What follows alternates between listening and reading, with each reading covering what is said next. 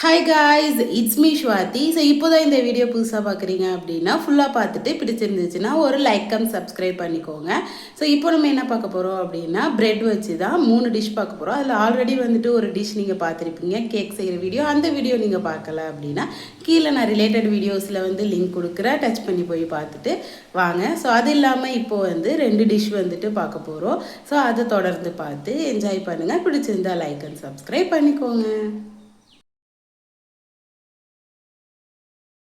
First என்ன பண்ணுறோம் அப்படின்னா பிரெட் எத்தனை பிரெட் வேணுமோ உங்களுக்கு அத்தனை பிரெட் வந்து எடுத்து அதோட 4 சைட்ஸையும் வந்துட்டு நல்லா வந்து கட் பண்ணிக்கோங்க. ஸோ கட் பண்ணிவிட்டு ஒரு சப்பாத்தி உருட்டுற அந்த கட்டையை வச்சு நல்லா தேய்ச்சி வச்சுக்கோங்க. எதுக்காக அப்படின்னா சாஃப்ட் ஆகிறதுக்காக. அப்படி நல்லா தேய்ச்சதுக்கப்புறம் ஒரு பவுல் எடுத்துகிட்டு எல்லாத்தையும் நல்லா சின்ன சின்ன பீஸாக வந்து கட் பண்ணி போட்டுக்கோங்க.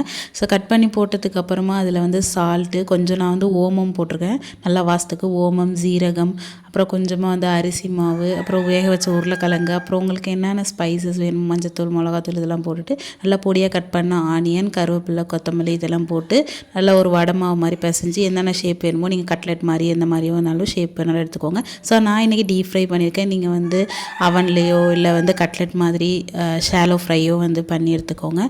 ஸோ எடுத்தீங்க அப்படின்னா சூப்பராக வந்து ஒரு கட்லெட் மாதிரி இந்த பீஸாக்குள்ளே பர்கருக்குள்ளே இருக்குள்ளே அந்த பர்கருக்குள்ளே உள்ள மாதிரி இந்த மாதிரிலாம் வந்து சூப்பராக வந்துடும். ஸோ அடுத்து நெக்ஸ்ட்டு டிஷ் வந்துட்டு என்ன அப்படின்னு பார்த்தீங்கன்னா, நம்ம வந்து அந்த 4 சைட்ஸ் கட் பண்ணோம் இல்லையா, அதோட வந்து வேஸ்ட் பண்ணாமல் அதில் என்ன பண்ணலாம் அப்படின்னா கடாயை வச்சுட்டு தண்ணி ஊற்றி அதில் சர்க்கரை இல்லை நாட்டு சர்க்கரை இல்லை வெல்லம் ஏதாவது போட்டுட்டு நல்லா அது கரைஞ்சதுக்கப்புறமா வடிகட்டி எடுத்துக்கோங்க. இல்லை ஏதாவது மண் இந்த மாதிரி இல்லாமல் இருக்க எகெயின் வந்து தண்ணி ஊற்றிட்டு இந்த ப்ரெட்டு 4 சைஸ் கட் பண்ணது இருக்குல்ல அதை போட்டுட்டு அதுக்கப்புறம் நம்ம அந்த வடிகட்டி வச்சுருக்க அந்த சர்க்கரையை வந்து போட்டுட்டு இதில் வந்து என்ன ஆட் பண்ணிக்கலாம் அப்படின்னா, நீங்கள் உடனே சாப்பிட்ருவீங்க எல்லாமே அப்படின்னா நீங்கள் பால் ஆட் பண்ணிக்கலாம். பால் ஆட் பண்ணிங்க அப்படின்னா நல்லா செம்ம டேஸ்ட்டாக இருக்கும்.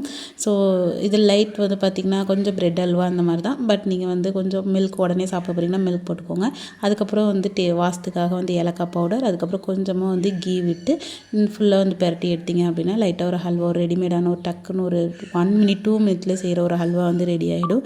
ஸோ நீங்கள் வந்து முந்திரி இதெல்லாம் தாளிச்சு வேணாலும் போட்டுக்கலாம். நான் ஜஸ்ட் டெக்கரேஷனுக்காக வச்சுருக்கேன். பாய்.